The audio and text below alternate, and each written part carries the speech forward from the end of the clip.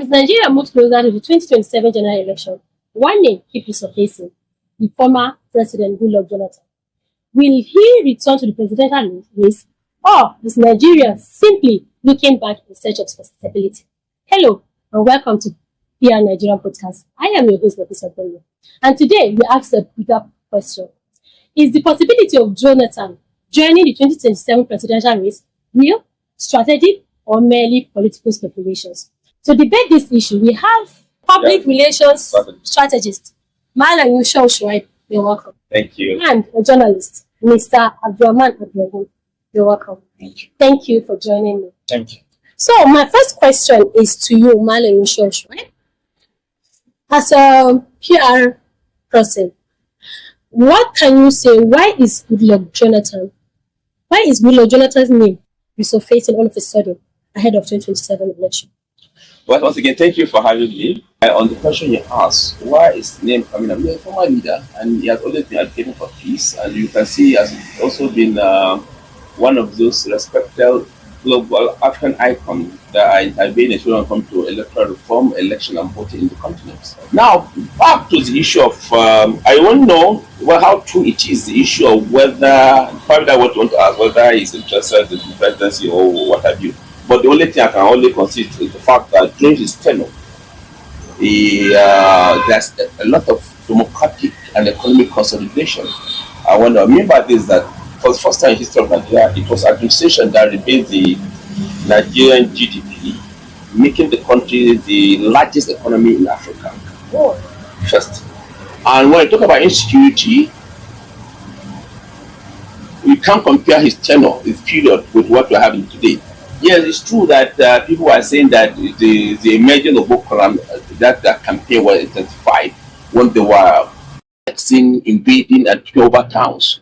But before the election, dozens of villages, towns were recovered within months, within few months before the election. We are talking about towns like Abadam, Kala, Balge, Bintin, Kondiga, Mongono, and a lot of them.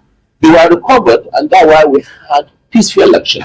And if we recall, even when Buhari came, there's some issue that people rescued from that those who helped to recover some of those towns, especially when the school was NSC, we let them retain them so that they will work and help us. But the Buhari administration says they should leave, and then that's why before you know it, up to today, let's talk about Boko Haram. Not only Boko Haram, we're talking about Yushau, we're able to talk about Mahmuda, we're to have a banditry. But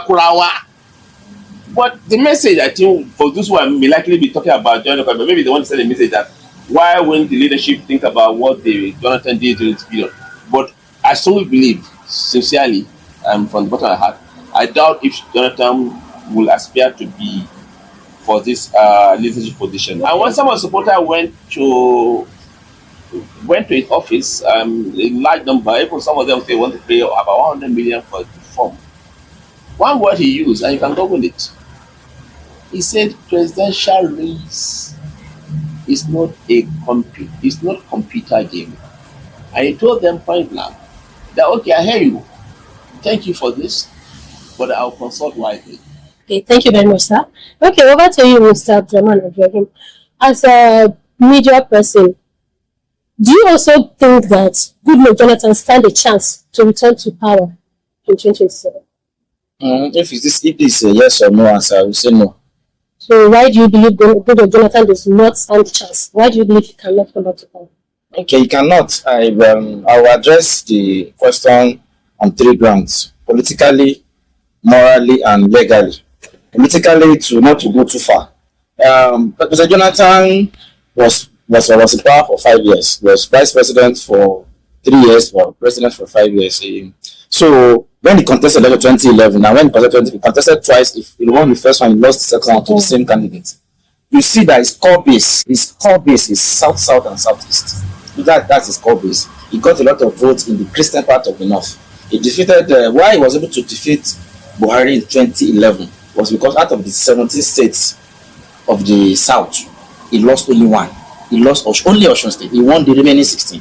In the north central, he won a couple. Taraba, the Christian plateau. I was able to defeat So, but its core base still remains south and southeast. Why I was able to go south because there was this so-called behind the scene collaboration between him and the Tinubu camp. That was how I was able to even southwest. His own original core base, south where he comes from, and southeast that they see themselves to be religiously and ethically attached to south people and all that. So that is core base of south and southeast have been taken by P2B.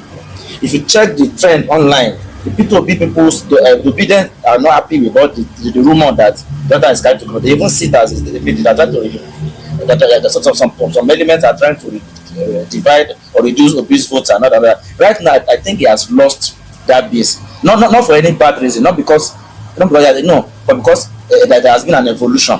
Jonathan has an outstandingly good record as president of this country. I think by the benefit of some of us criticizing that time, for benefit of hindsight, I think his own economy was better than that of his successor. So I think he did better. So when I say he lost his base, not because he didn't do well. I personally believe he did well in the area of economy. Why he lost because it's not natural evolution. People have moved on to P2B, no longer him. So if he contests, he stands almost zero chance. That's politics. The morality of it is that I think President Jonathan has turned to one of the ancestors we should be. Even though that we know that we are not idol worshippers, we should have been worshiping in this country. People on the same level with like Obasanjo, like General IBB and Abdulrahman and other. So the way some of us saying without height, I don't see him descending from the Olympia to come and be contesting election with the likes of Itogi and another. So morally, I don't see how, because he has the record he kept that we my budget just talked about. He considered why he was losing election. There was so much tension and crisis. He really no one saw that coming. I was in the villa when that took place. When the press gallery was I don't think that people tell us that Jonathan had called General Buhari saying that be lying. It was a shock. The whole world felt that. So there has become a democracy all across Africa. So it's too big to be descending to the political arena. That's the morality for me.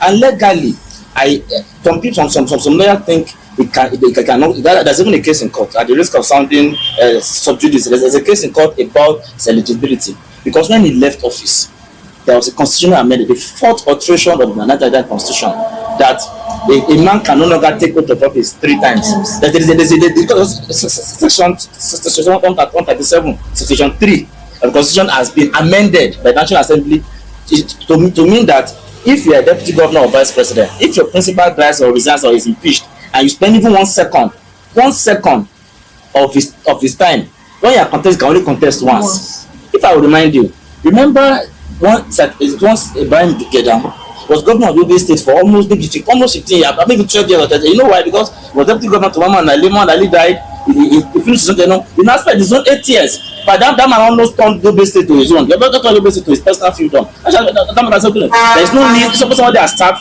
for president for another person. He can only contest once. So it's no longer argue that that law cannot apply retroactively because he left office before the law was passed. So that case is in court, but there's that legal conundrum that will stop him. So personally, I think the former President Goodluck Jonathan stands no chance of returning to the office. So yes, you have heard from our experts, the PR strategists and journalists on whether Goodluck Jonathan is returning to power or not. So would you support that Jonathan comes back 2027? Don't forget to drop your comments at the comment section, on your thoughts on the comment section. And please don't forget to like, subscribe, and share for more political conversation. Bye for now.